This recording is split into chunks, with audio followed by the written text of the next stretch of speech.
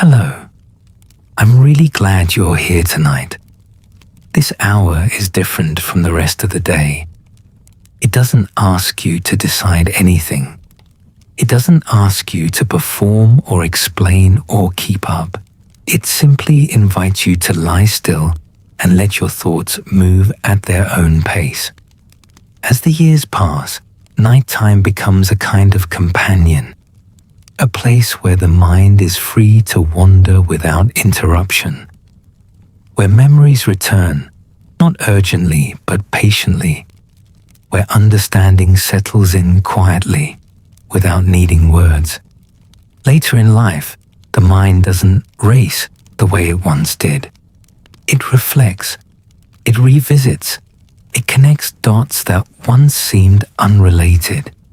And it does this most honestly when the lights are off and the world has gone silent.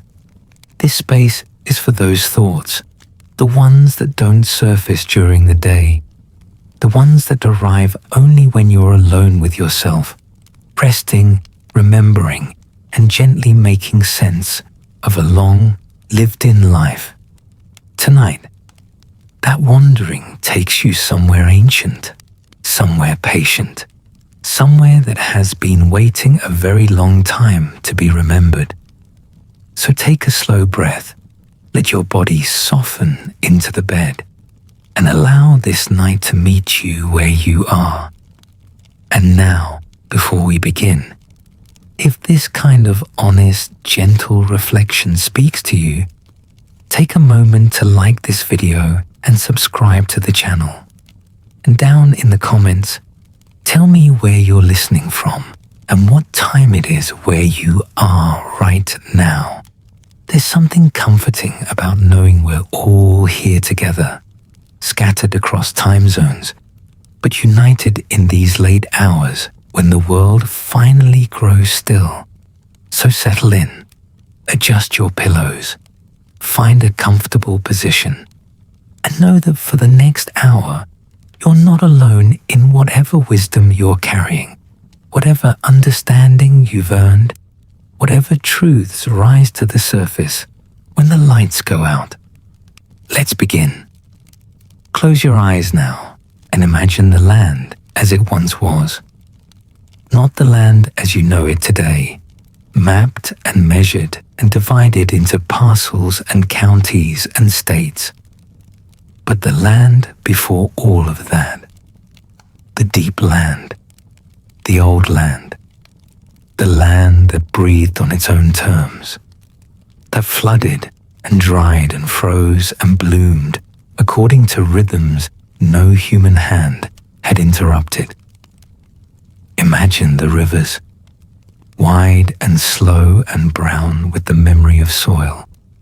Imagine the forest so thick that midday light came through only in pale, scattered coins. Imagine the grasslands rolling outward to the horizon, gold in summer, silver in early frost, alive with the sounds of birds and insects in numbers so vast they could darken the sky. This is the land of the Hopewell people. This is where we are going tonight. You are resting now. Your body is heavy against the bed, and the weight of the day is lifting off you, slowly, gently, the way fog lifts off a river at dawn. Let it go. Let the tension leave your shoulders. Let your jaw loosen. Let your hands open. You don't need to hold anything tonight. Tonight, you are only here to remember something that happened long before your lifetime. Something that was built with great patience and great love in a time and place that most people have forgotten to wonder about. The Hopewell people. You may have heard that name before, or perhaps this is the first time it has reached you. Either way, something in you recognizes it. Because there are things the human body remembers that the conscious mind has never learned. There are ancestral frequencies that live in the deep architecture of your bones, and the story of people who gathered by rivers, who shaped the earth with their hands, who carved light out of stone and sent their most sacred objects across 1,000 miles of untamed wilderness. That story belongs to all of us, not because we share their blood, though some of us do, but because we share their humanity, their desire to make something beautiful, their need to believe in something larger than a single life. Breathe in slowly, hold it gently, and breathe out. You are in the Ohio River Valley now. The year is somewhere in the stretch between 200 years before the Common Era and 500 years into it. The specific year doesn't matter. What matters is the feel of it, the feel of a world where time moved differently, where a generation of people could dedicate their entire lives to the slow, careful raising of a mound that would outlast every name they ever knew, where the work itself was the meaning, where the act of placing one basket of earth upon another every single day, in ceremony and intention, was enough. The Ohio Valley, in those centuries, was not empty.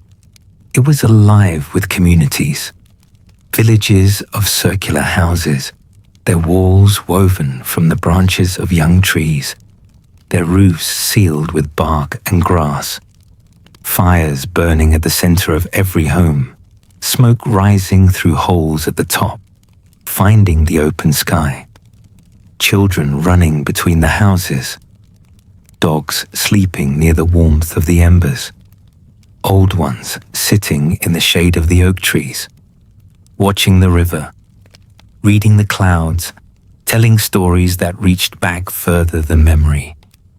And at the edge of every community, or sometimes at a distance, placed on a rise above the floodplain, or in the curve of a river bend, there were the earthworks, the mounds, the circles and octagons and long parallel walls of raised earth that we still find today, still standing after 2,000 years, patient and enormous against the modern sky. You have perhaps seen photographs of these earthworks, or perhaps you have stood beside one in person and felt something you could not name, a feeling that something important happened here, that the ground itself holds memory. You were right to feel that. You were not imagining it.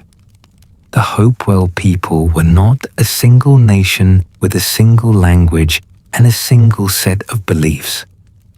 Scholars understand now that the term Hopewell describes a shared culture, a shared set of practices and symbols and sacred materials and architectural traditions that spread across a vast geographic area.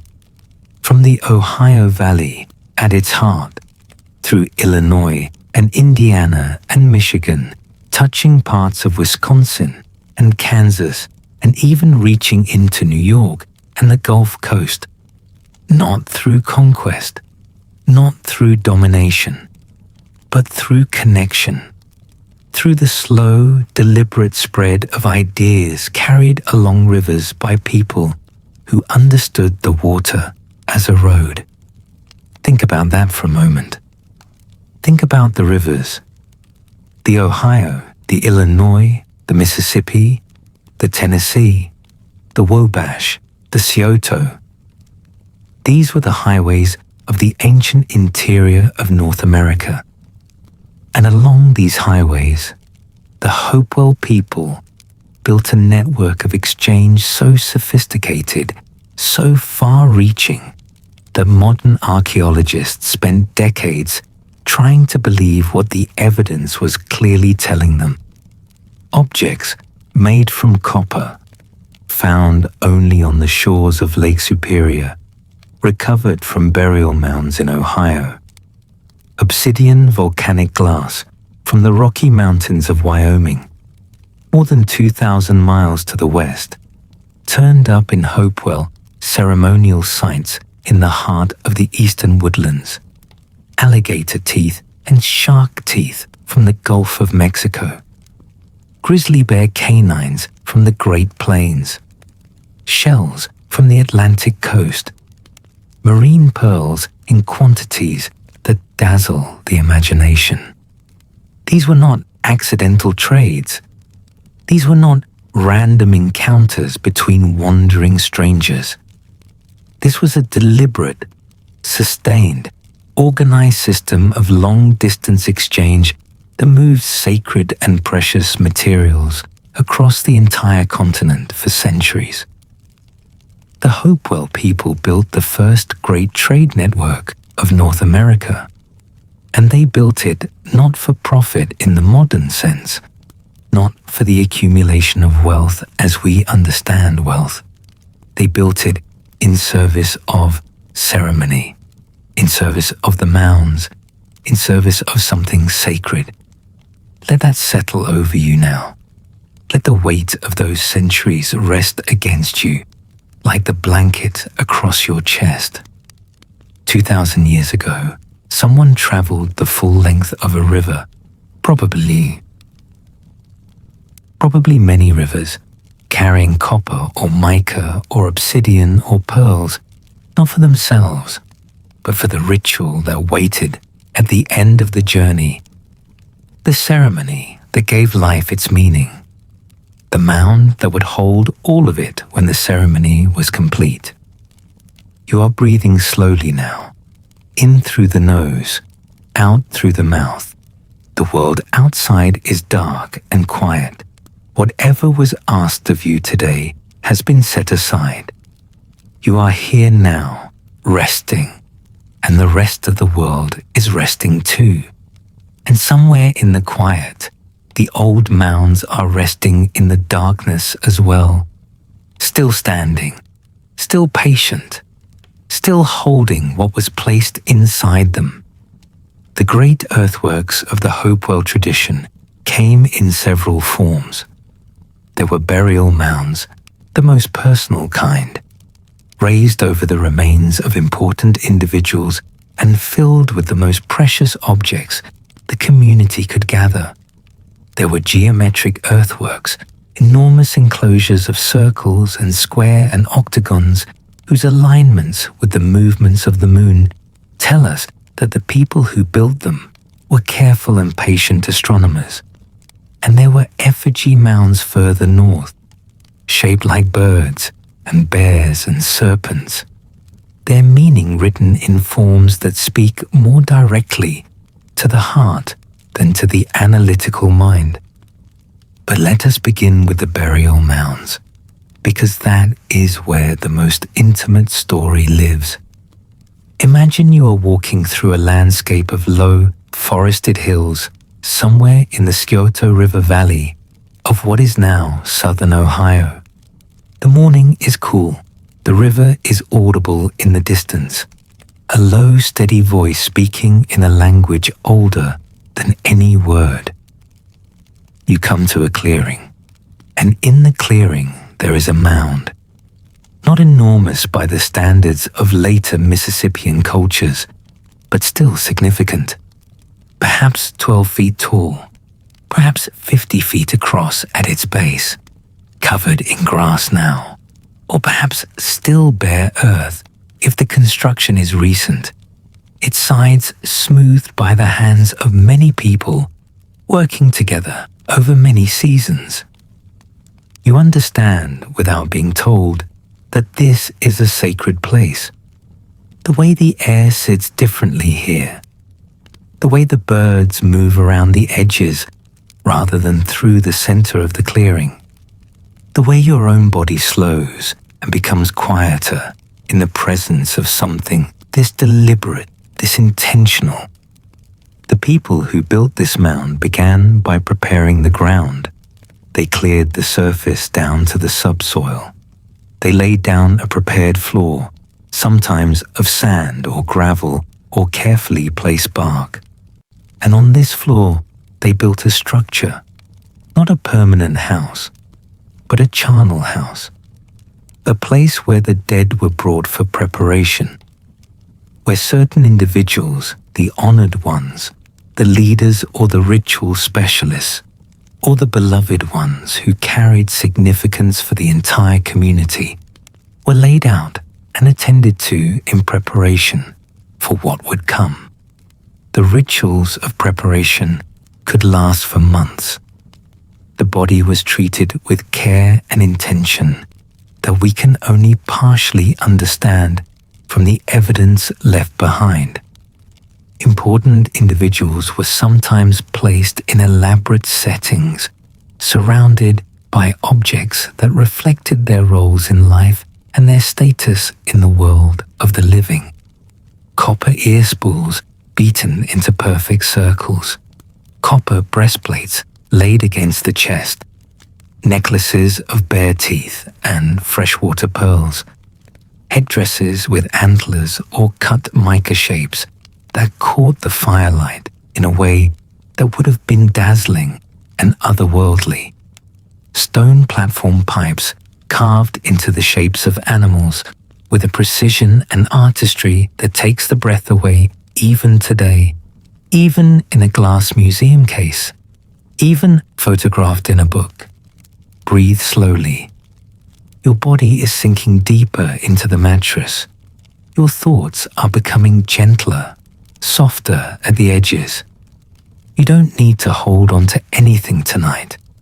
Just let the images arrive and move through you like water through a landscape. The mica.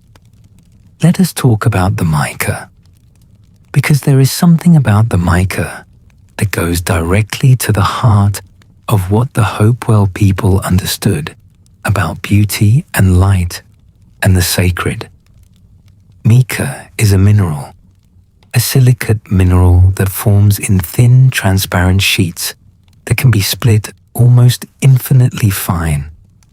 In its natural form, it has a quality unlike any other stone. It is simultaneously solid and ethereal. It catches light and gives it back transformed. Hold a piece of mica to a candle flame, and the light does not simply reflect off the surface.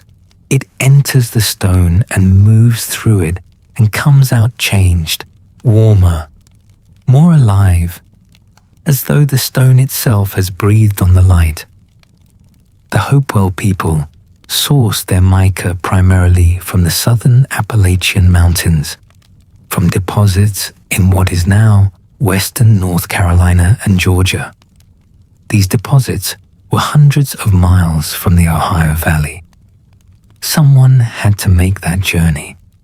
Someone had to understand where the mica was and how to obtain it, and how to carry it back safely across forests and rivers and mountains to the ceremonial centers where it would be transformed. And transformed it was. The Hopewell craftspeople who worked mica were among the most skilled artisans anywhere in the ancient Americas. Using stone tools, using patience, using an aesthetic sensibility that we can only stare at in wonder, they cut the mica into shapes that have been found in burial mounds and tell us something profound about how the Hopewell people understood the world. There are mica cutouts in the shape of hands, human hands, cut from sheets of mica with such precision that the fingers are distinct and the thumb angles correctly, and the proportions are unmistakably those of a real hand, held out, open, offering something or receiving something. There are mica silhouettes of birds in flight, wings spread, every feather articulated with a delicacy that seems impossible given the tools available. There are mica serpents, their bodies curved in the flowing S-shape of a snake moving through water. There are abstract shapes, geometric forms, curvilinear patterns whose meanings we can only guess at. but whose beauty speaks across 2,000 years without needing interpretation. Imagine holding one of these mica cutouts. Imagine the weight of it, almost nothing, barely there. Imagine turning it toward a fire and watching the light come through it, through the shape of a human hand made of pure mineral light. Imagine what this would have meant to someone in a world without artificial lighting, in a world where fire was the only light available at night, in a world where a stone that seemed to contain its own inner glow would have been understood as something more than material, as a conduit, as a kind of window between this world and another one. The Hopewell people placed these mica objects in their burial mounds.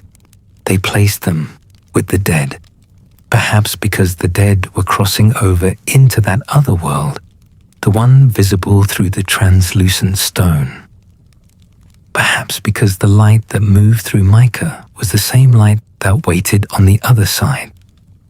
We don't know. We can only sit with the beauty of the possibility and allow it to mean something. You are growing sleepy now. The images are becoming softer. The ancient world is settling around you like something familiar, like a place you have visited before in some other hour of dreaming. Let the mica light move through your closed eyelids. Let the warmth of it find you. The copper. The Hopewell people's relationship with copper is one of the most extraordinary stories in the archaeology of ancient North America. Copper deposits exist in many places on the continent, but the Hopewell tradition prized most highly the native copper found along the shores of Lake Superior, the great freshwater sea of the north. This copper, cold hammered into shape without smelting, without fire, required a journey of 600 miles or more from the Ohio Valley. But the journey was made. Again and again, for centuries, it was made. Because the copper came south in quantities large enough to fill burial mounds. Great sheets of beaten copper, cut and shaped into ceremonial objects that would have been worn by the living before being placed with the dead. Copper falcons with eyes of pearl. Copper headdresses in the shapes of antlered deer. Copper breastplates so large they could only have been ceremonial. These objects were not practical tools. They were expressions of power and sacred identity. They were the costumes of ritual. They were the material embodiment of the connection between a living person and the spiritual forces they represented and channeled in ceremony. Think about the person who wore the copper falcon on their chest during ceremony. Think about what they understood themselves to be in that moment.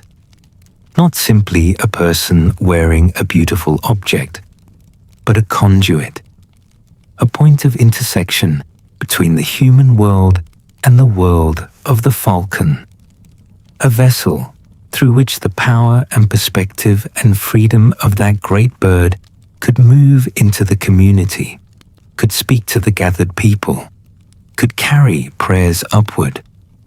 Breathe in, hold the image, breathe out slowly, and then think about the long journey that copper made to reach that person's chest.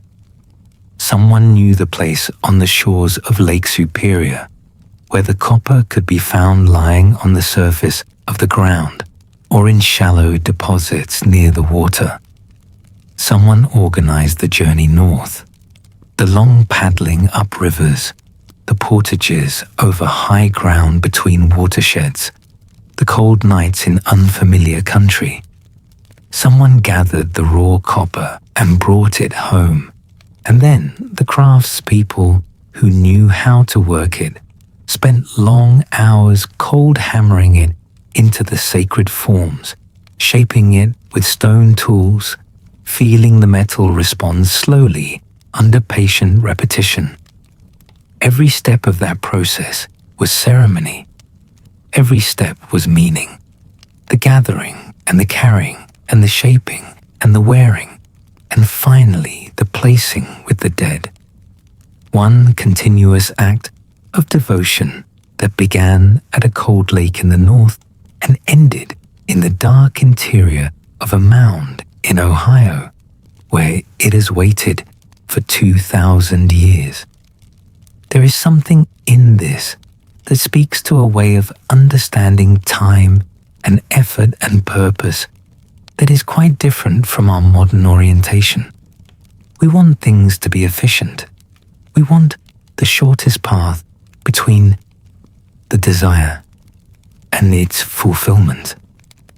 The Hopewell people seem to have understood that the path itself was the fulfillment, that the long journey to gather the copper was inseparable from the sacred nature of the copper. That difficulty and distance and time were not obstacles to meaning, but the very substance of it, that something which had traveled 600 miles and passed through many hands and required the labor of many people over many months, carried in its very materiality the weight of all that devotion. What would it mean to live that way? To understand that the effort of a thing is part of its value, not its monetary value, not its market price, but its sacred weight, its ceremonial significance, the way it connects you to everyone who came before you in the long chain of its making. You know this actually. You have always known this. Think of the things in your own life that carry this kind of weight. The things that matter not because they are expensive, but because of what they cost in time and love and attention. The things that pass through many hands before reaching yours. The things that carry the invisible warmth of everyone who touched them. This is what the Hopewell people understood. This is what they built their entire civilization around. Let your body grow heavy. Let the blanket across you feel like the weight of all that patient effort, like 2,000 years of someone else's devotion spread across you, keeping you warm. You are resting now on the long labor of human love. You always have been. The river trade networks deserve their own long meditation because they are in many ways the most astonishing aspect of Hopewell civilization. We use the word civilization carefully here, not to impose a European framework on a non-European reality, but simply to acknowledge the scale and the complexity and the sophistication of what was built. Because what the Hopewell people built along the rivers of North America was something genuinely extraordinary by any measure. Picture the river system of the central and eastern part of the continent as it existed 2,000 years ago.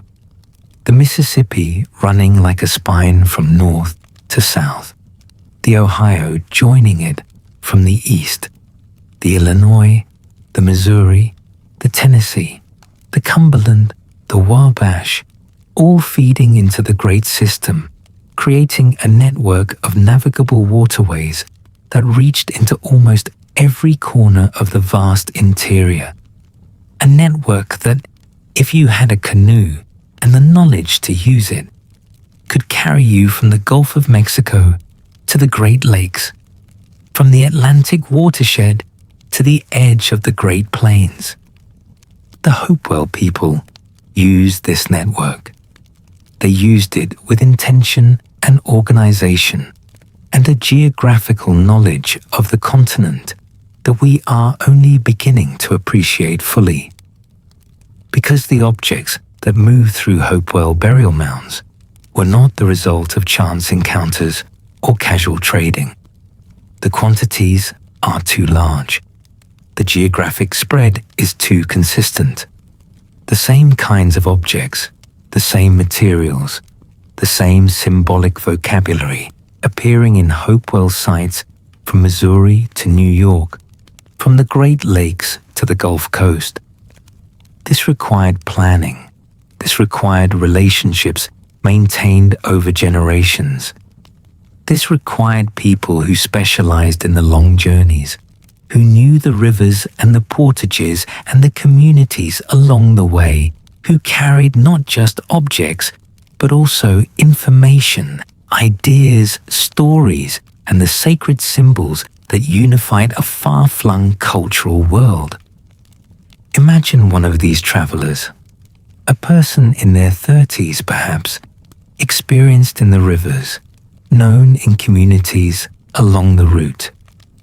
They set out from a village on the Scioto River in early spring, when the water is high from snowmelt and the paddling is fast and the days are lengthening. They carry trade goods in their canoe, objects that will be exchanged for other objects at each stop along the way. Copper blanks heading south to be worked into ceremonial forms. Mica sheets heading west to be cut into sacred shapes. Finished objects already invested with ceremonial significance, heading toward their final destinations in mounds under construction, far from where they were made. This traveler knows the rivers. They know which tributaries lead to communities that welcome them. They know which banks are safe to camp on and which stretches of water require caution. They know the seasons of the fish and the movements of the animals and the signs in the sky that tell a traveler where they are and where the weather is heading. They arrive at a community they have visited before, perhaps many times, and there is greeting and ceremony and the exchange of news along with the exchange of goods. Sleep is very close now. You can feel it waiting just at the edge of your awareness, patient and dark and warm. There is nothing you need to do, nothing you need to decide. The river is flowing somewhere in the old dark of history, and you are resting beside it, covered and warm and safe. And the traveler with the canoe is rounding a bend, and the morning mist is rising off the water, and everything is as it should be. This first section of your journey into the world of the Hopewell people has brought you from the first imagining of the ancient landscape, through the mica and the copper and the long rivers of trade, and has settled you here, at the edge of sleep, heavy and warm and grateful. The mounds are standing in the darkness. The rivers are running. The mica is catching starlight somewhere in a southern Appalachian hillside, waiting to be found and carried north and transformed into the shape of a hand reaching towards something just beyond the visible world. You are enough tonight. You are held. You are covered. And the ancient earth is breathing slowly beneath everything, patient as it has always been, patient as it will always be, slow and dark and deep, holding all the long story of human hands that have shaped it and all the long sleep of those who have returned to it, and welcoming you now into the quiet where all stories eventually rest. Rest now. The second half of this journey will find you when you are ready. What were the ceremonies like? We cannot know in full because ceremony leaves behind only its artifacts, not its breath. But we can read the artifacts carefully and let them speak as much as they are able. We can sit with what has been found and allow imagination to fill what evidence cannot reach. Not careless imagination, not fantasy, but the careful, empathic imagination of someone who understands that the people who built these mounds were fully human in every sense, fully capable of grief and joy and awe and love, fully capable of creating rituals so beautiful and so moving that participants were altered by them in ways that lasted a lifetime. The ceremonial enclosures of the Hopewell tradition were enormous. The Newark Earthworks, in what is now Ohio, were once among the largest ancient earthworks in the world. Covering more than 4 square miles, they consisted of a great circle, an octagon, and several other geometric forms connected by parallel-walled avenues. The octagon is aligned with the movements of the moon over its 18.6-year cycle with a precision that is breathtaking. These were not accidental alignments. The people who designed these earthworks were watching the sky for years, perhaps for generations, tracking the slow dance of the moon along the horizon, noting the extreme points of its rise and set, and then encoding those observations into the very shape of the earth they were raising. Imagine the ceremony that took place inside these enclosures. Hundreds of people, perhaps thousands, gathered from communities across a wide region. The walk through the parallel-walled avenue, those raised earthen walls that created a corridor separating the sacred space from the ordinary world, would have been a transition, a crossing from one kind of reality into another. By the time you passed through the opening in the Great Wall and entered the interior of the circle or the octagon, you were no longer in the everyday world. You were in a space consecrated by the labor of your people, aligned with the movements of the sky, marked as the meeting place of earth and cosmos. And then the ceremony, the smoke of sacred fires rising in the still air, the sound of instruments we can only partially reconstruct.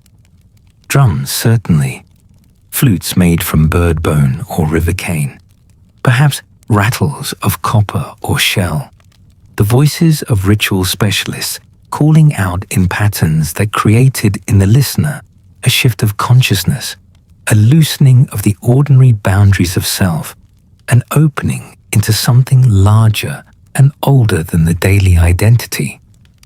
The mounds were not just graves. They were memory structures, the community's way of insisting that the dead were not gone, that they had been transformed and placed into the land itself, that they had become part of the earth that fed the living, that the boundary between ancestors and descendants was permeable, maintained through ceremony, crossed in the sacred hours of ritual gathering. You know this feeling. Perhaps you have stood at a grave and felt it. Perhaps you have knelt in a garden and felt it. Perhaps you have sat beside an old tree and understood, without being able to say why, that everything you love that has left you is somehow still here, still present in the slow turning of seasons, still in the quiet persistence of growing things. The Hopewell people built that feeling into the landscape on a scale that could be seen from the sky. They made the earth itself into a monument to that understanding. And for 700 years, people gathered at those monuments and renewed it together. 700 years of the same rivers, the same mounds, the same sacred objects traveling the same long roads of water. That is not history. That is devotion. Let the rivers of the ancient world run quietly through your dreaming now. Let the mica catch the light behind your closed eyes. Let the copper rest warm against an imaginary chest, crossing a ceremonial ground 2,000 years ago, in a place that is still there, still solid, still made of the same patient earth that is resting beneath everything tonight, beneath you, beneath all of us, steady and ancient and endlessly, tenderly still, as you are present now, as your body is heavy and still and breathing in the darkness of your own room. You are resting as the mounds rest. You are holding your own accumulated weight of memory and love and loss and meaning, all of it settled in you, all of it patient, all of it present. You are your own kind of mound, shaped by every hand that has touched you, filled with every beautiful thing that has been placed in you by the people who have loved you, and you are still standing, breathing in the dark. You've probably never heard that name spoken the way it deserves to be spoken. Slowly, with reverence. The Hopewell culture, a civilization that flourished from roughly 200 years before the Common Era until about 500 years after it. People who lived and loved and built and traded and grieved and celebrated across 700 years of North American history. 700 years. Stop and let that settle into you for a moment. 700 years of a living, breathing, sophisticated world that most people today know almost nothing about. Tonight you're going to know something about it. Tonight you're going to feel it. Close your eyes a little. Let your body grow heavy. Breathe in, breathe out, and follow me back into the darkness of deep time. You are standing at the edge of a river. The river is wide and slow and the color of pale bronze in the late afternoon light. The air around you smells of mud and green things, of water moving over stone, of wood smoke from somewhere not too far away. The trees behind you are enormous, old-growth forest, the kind that no longer exists anywhere on this continent, pressing up against the river's edge like it's trying to drink. Sycamores with bark the color of bone. Cottonwoods shaking their leaves in a soft, constant conversation with the wind. You've walked a long way to get here. Your feet know the trails. Your body knows this place. You were born somewhere in these river valleys, and the rivers themselves have always been more than just water to you. They are roads. They are arteries. They are the veins through which the world moves. This is the Scioto River, or the Miami, or the Illinois, the Wabash, the Muskingum. The exact name doesn't matter because in your world, these rivers don't have the names we've given them. They have older names. Names in languages that disappeared long before anyone thought to write them down. But the rivers themselves remain. They still flow today exactly where they flowed when you walked beside them. That water is still moving. Even now, as you lie in your bed in the dark, those rivers are moving through the night. You carry something. A bundle wrapped in woven fabric, tied carefully. You've been traveling for days, maybe weeks. The bundle is precious. What's inside it cannot be replaced. You've come from the north, or perhaps from the south, from far up the river where your village sits on a high bank above the floodplain.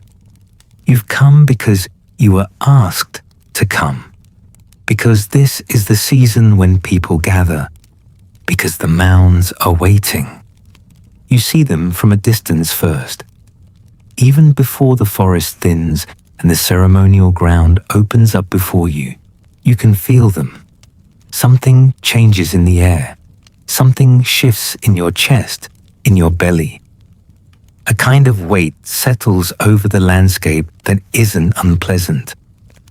It's more like the feeling of entering a place that has been prayed over so many times that the prayers have soaked into the soil itself. Then you step through the tree line and you see them. They are enormous, earth walls rising 4, 5, 8 feet high, forming geometric shapes so perfect and so vast that you cannot take them in all at once. Circles, squares, octagons, connected by avenues, corridors of earth that channel the movement of people in deliberate ways. The whole complex covers hundreds of acres. It has taken generations to build. Your grandparents helped build parts of it, their grandparents before them. The work continues. It is never finished because it is never meant to be finished. It is a living project, a conversation between the living and the dead and the yet to be born. This is the Hopewell ceremonial landscape. You walk the avenue slowly because you've been taught to walk it slowly. The walls on either side of you are taller than your head in places, and you feel held by them, contained, guided. The geometry is not accidental. You understand this. The angles of these walls align with the rising and setting of the moon in its 18-year cycle.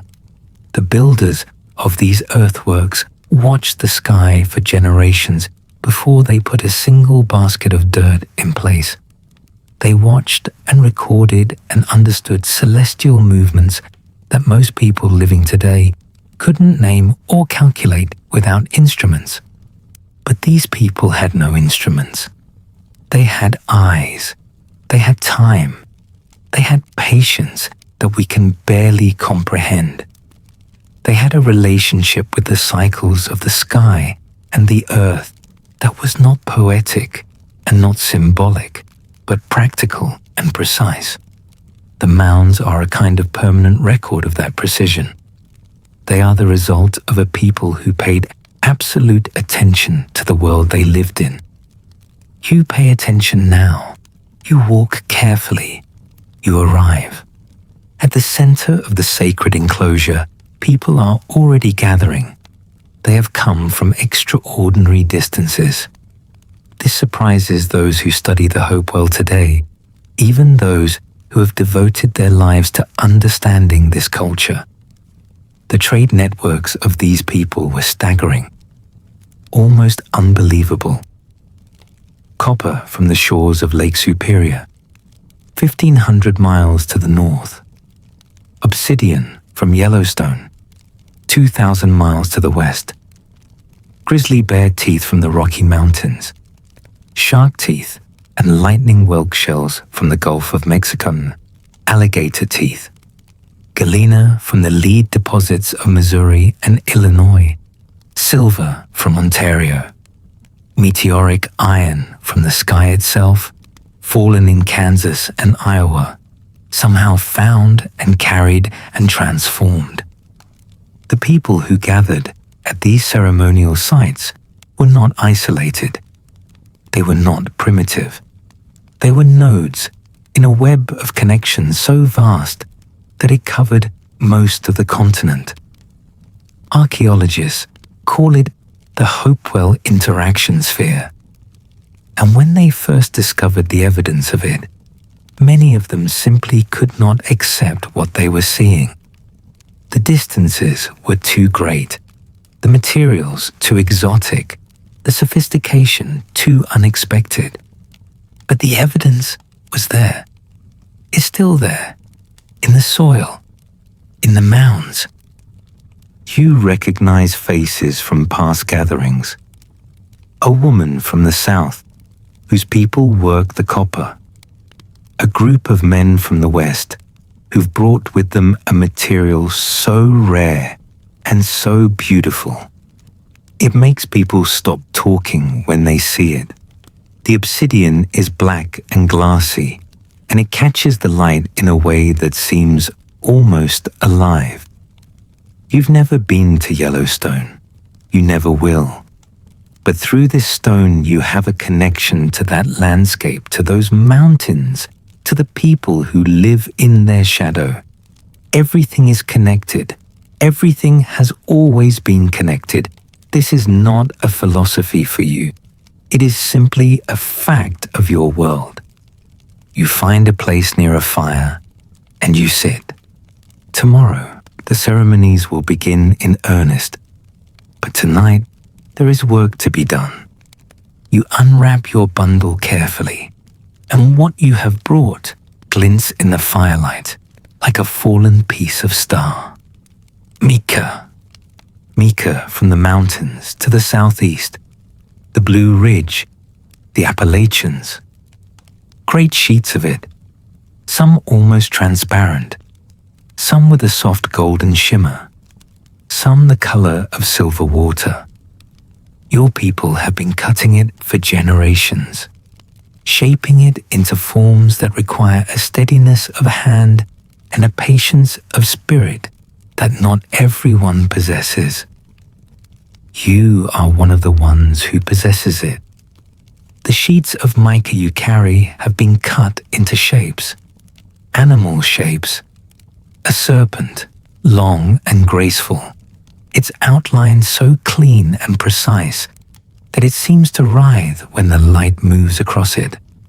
A hand, an abstract form that spirals in a way that makes the eye travel with it, around and inward. These things you have made in quiet moments, in the evenings of ordinary days, at the edge of your village while children played and the light moved across the water. You made them without anyone asking you to make them, and you cannot entirely explain why you made the shapes you made. Your hands seem to know, before your mind did. The work of cutting mica is delicate beyond description. The stone splits along its natural planes, coming apart in sheets that are sometimes impossibly thin, almost transparent. You work with a piece of chert or a sharpened piece of shell, tracing your design first with the faintest possible touch, feeling for the grain, learning the specific character of this particular piece of earth. No two sheets of mica are identical. Each one requires a slightly different approach.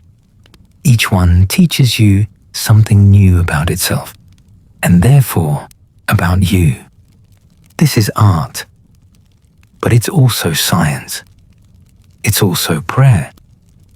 In your world, these things are not separate.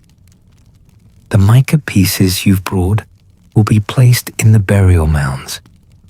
They will accompany the dead on whatever journey comes after this one. They will persist in the earth for 2,000 years, and when archaeologists eventually dig them out of the ground, they will be preserved almost perfectly. The damp soil of Ohio is unkind to wood and bone and fabric, but mica it preserves beautifully. The serpent you cut will still be a serpent, still recognizable, still perfect. A piece of your hands existing in the world 2 millennia after your hands themselves have turned to soil. Your hands will last longer than you know. In the morning, the mound construction resumes. You've seen mounds built before. You've participated in the building, but it still moves you every time. The process is not what most people today imagine when they think of ancient earthworks. They imagine people dragging dirt in crude ways, exhausted, compelled by some authority they fear. But what you see is nothing like that. What you see is ceremony. Each basket of earth carried to the mound is a deliberate act. The baskets themselves are made carefully, specifically for this purpose, and the soil inside each one is not just any soil. Different layers of the mounds contain different kinds of earth, carried from different places. A layer of bright yellow sand, a layer of dark humus from the forest floor, a layer of clay from the riverbank. The colors and textures tell a story to anyone who knows how to read it. The mound is not just a pile of dirt. It is a text. It is a carefully composed statement about the relationship between different places, different peoples, different elements of the world. Families carry baskets together. Elders walk alongside younger people and explain what they're doing and why. Children watch and listen and slowly, over years, begin to understand. The knowledge of how to build the mounds is not written down anywhere. It lives in bodies, in memory, in the relationship between teacher and student. It passes forward in time exactly as knowledge has always passed forward in the most essential ways. Person to person, breath to breath. You carry your basket to the growing form of the mound and you add your small contribution to it. The weight leaves your arms. The earth settles into place. You stand for a moment at the highest point and you look out across the ceremonial landscape and you feel something that doesn't have a word in your language any more than it has a word in mine.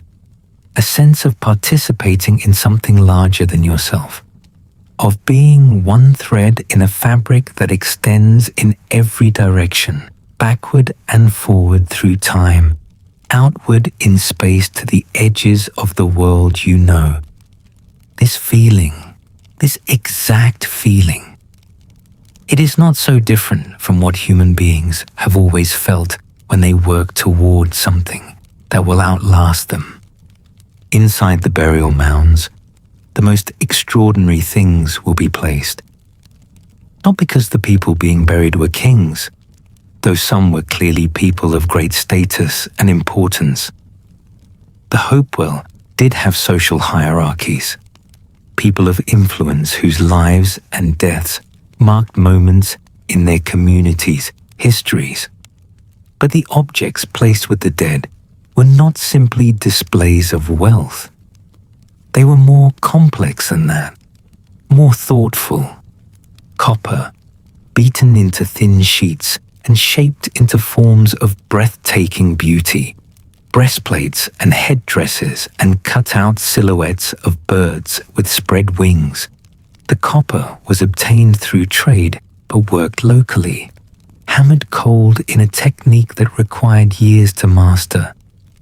When you hold a piece of Hopewell copperwork in your hands and look at it closely, what you feel is the attention that went into it, the patience, the long hours of careful work. Each hammer strike a decision, each curve a conversation between the worker and the material. Carved stone pipes, some of them shaped into animals so anatomically accurate that zoologists today can identify the species. Otters, frogs, falcons, beavers, ravens. The carvers who made these things looked at animals with a quality of attention that most of us no longer know how to bring to anything. They didn't just see an otter. They saw the specific way an otter holds its front paws against its chest when it floats on the surface of a river. They saw that, and they remembered it, and they carved it into stone that has now lasted 2,000 years. Their attention lives in the stone. Permanent, patient. Pearls. Thousands of them.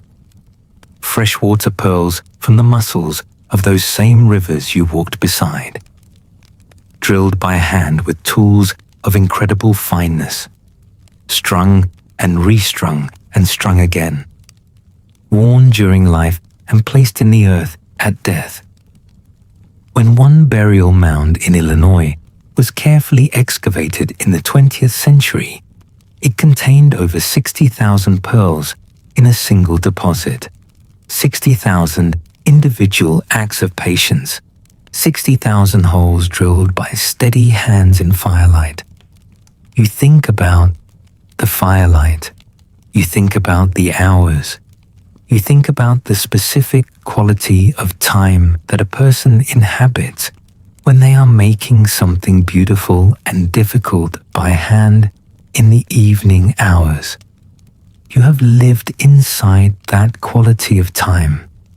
You know what it feels like from the inside, the focus, the calm, the way the rest of the world recedes, and there is only the work and your hands and the material responding to you. Every human being who has ever made something carefully has inhabited that same quality of time. It connects you across the entire span of our species, across all the centuries and all the distances. The ceremonies last for several days. There is feasting.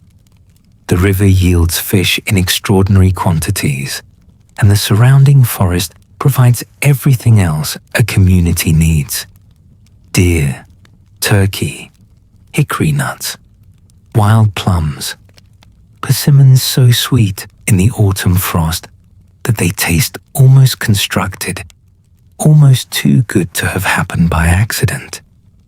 The food itself is part of the ceremony. Sharing it is part of the ceremony. Every act of giving and receiving during these gathering days carries weight and meaning and consequence. There is music, though the instruments are mostly gone from the archaeological record. Drums made of stretched hides, probably.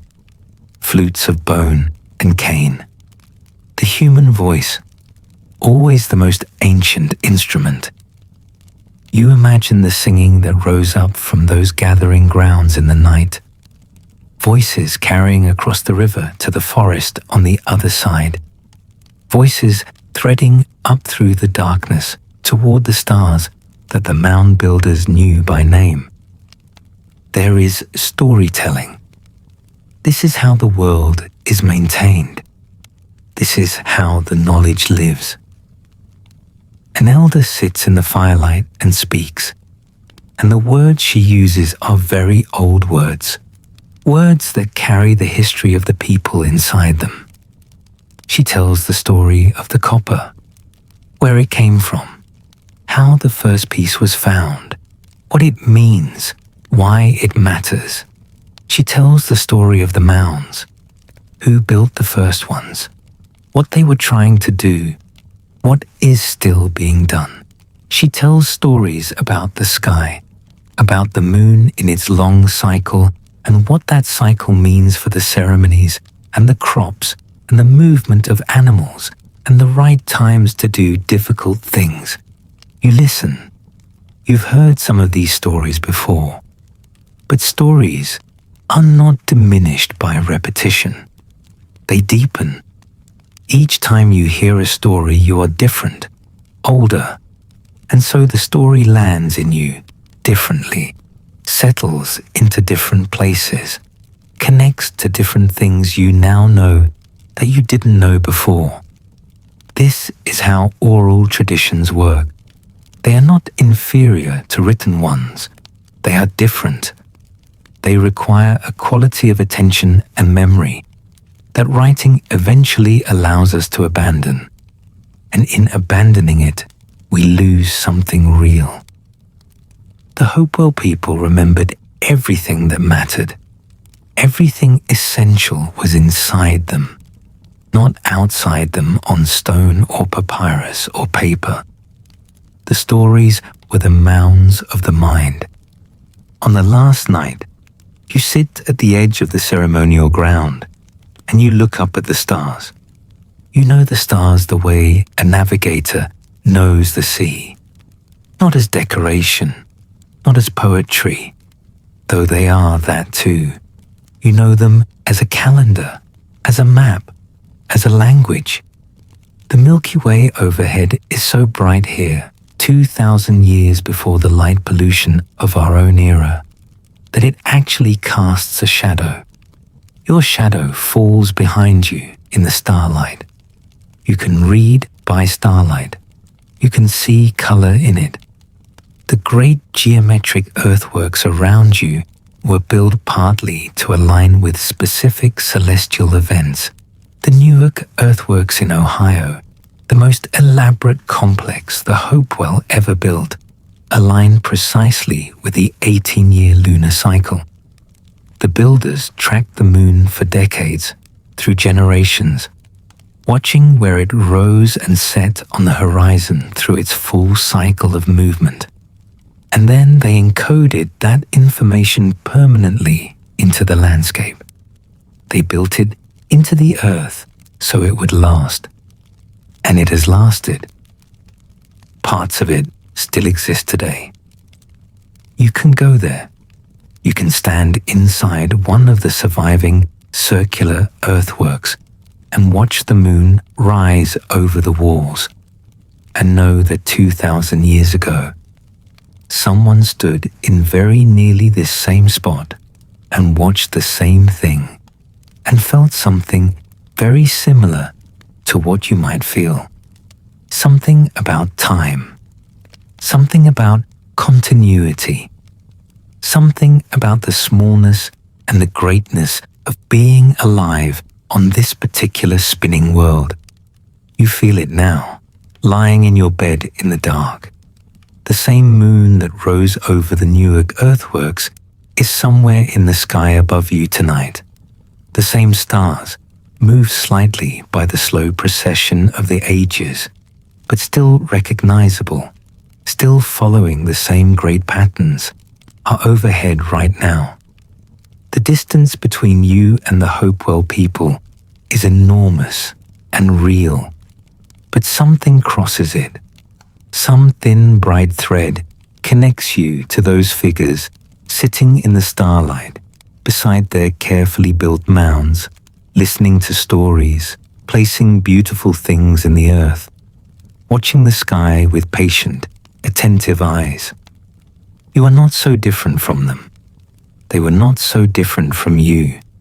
They were people who wanted their lives to mean something, who wanted to leave something beautiful behind, who wanted to be connected to something larger than themselves, who wanted to understand the world they lived in, who wanted the people they loved to be honored, who wanted the knowledge they'd accumulated to be passed forward to people they'd never meet.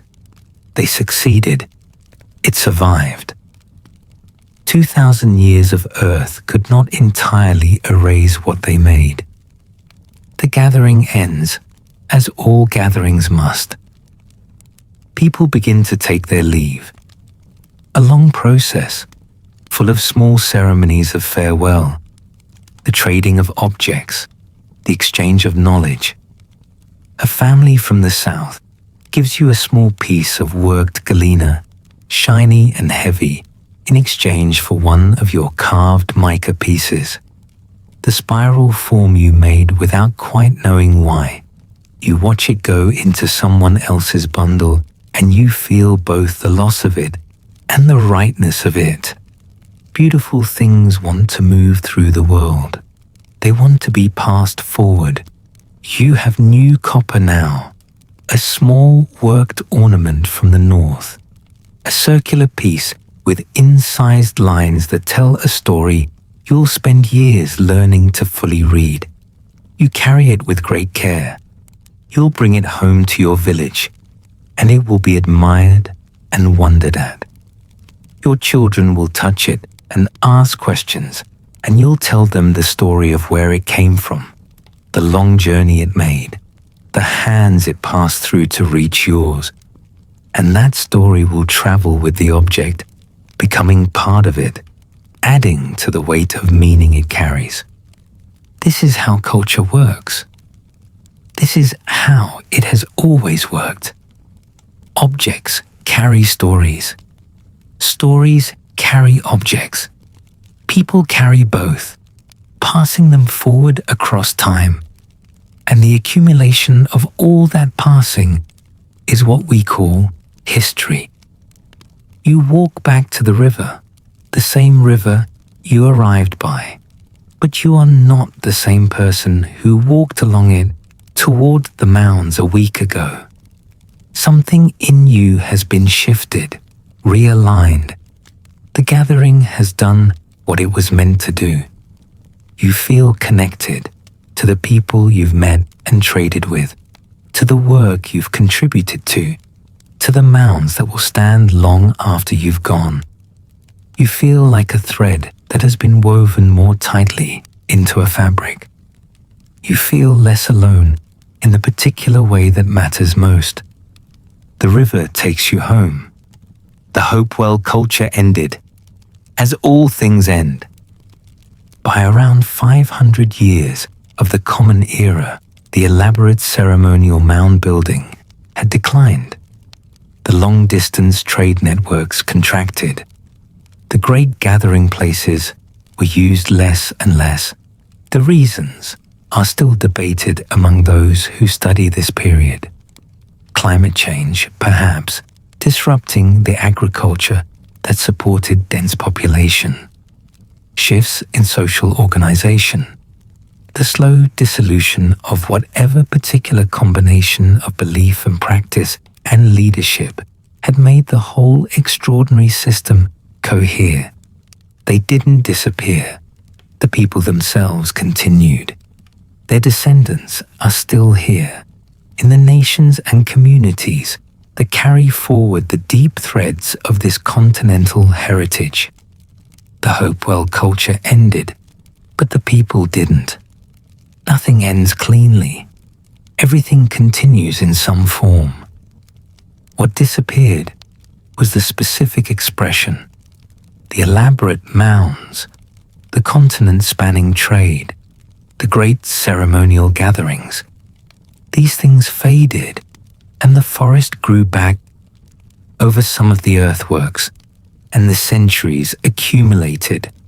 And eventually, people were living in a world where the memory of those specific gatherings had grown very faint. But the mounds remained. They remained in the earth, patient as the earth itself, holding everything that had been placed inside them. The copper and the mica and the pearls and the carved stone, the bones of people who were loved and honored and laid to rest with tremendous care and beauty.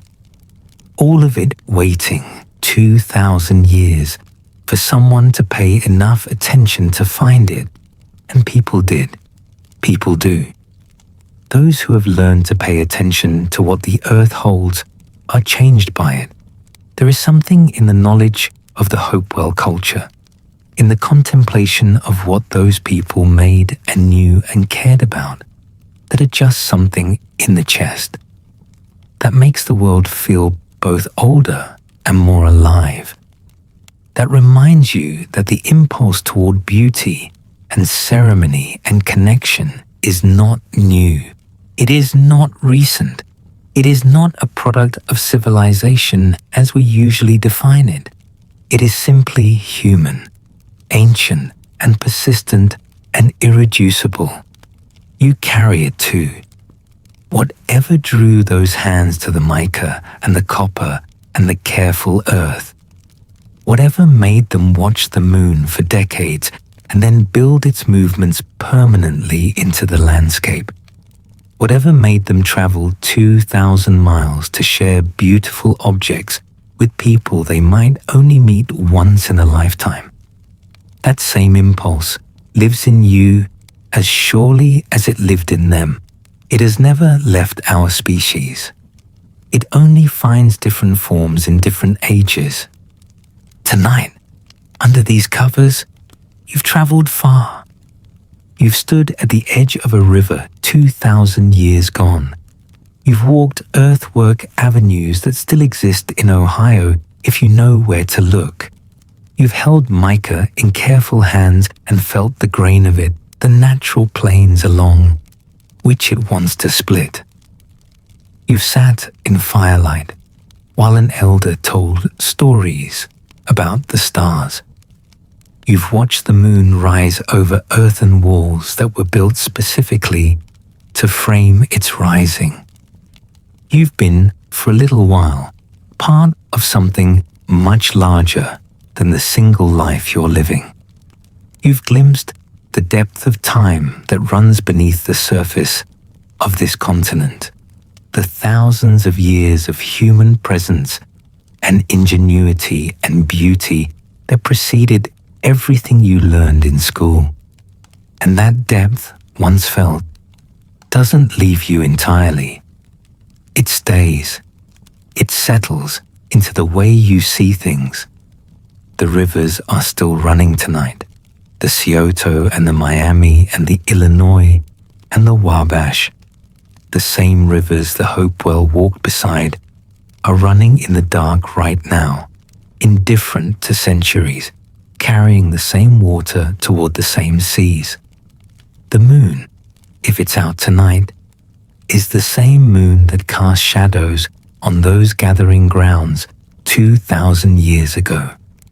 The stars are the stars the mound builders watched and mapped and encoded into the earth. You are a very recent thing on a very old continent, and that's not diminishing. It's the opposite.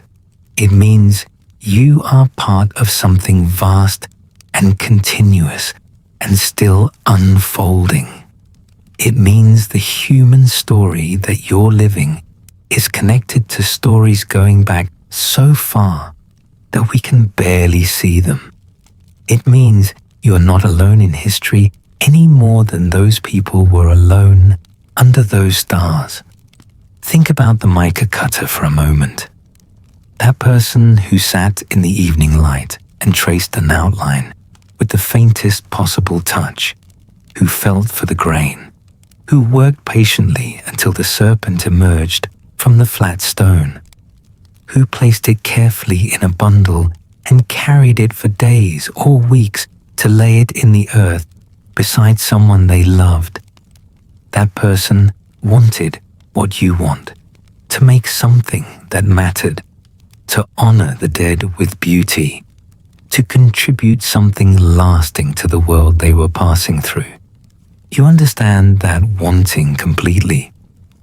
You've felt it yourself, in different forms, in different contexts, with different materials, but the same wanting, the same reaching towards something beyond the merely necessary, the same conviction that beauty is not a luxury, but a form of attention, a form of love, a way of saying that the world and the people in it deserve to be treated with care.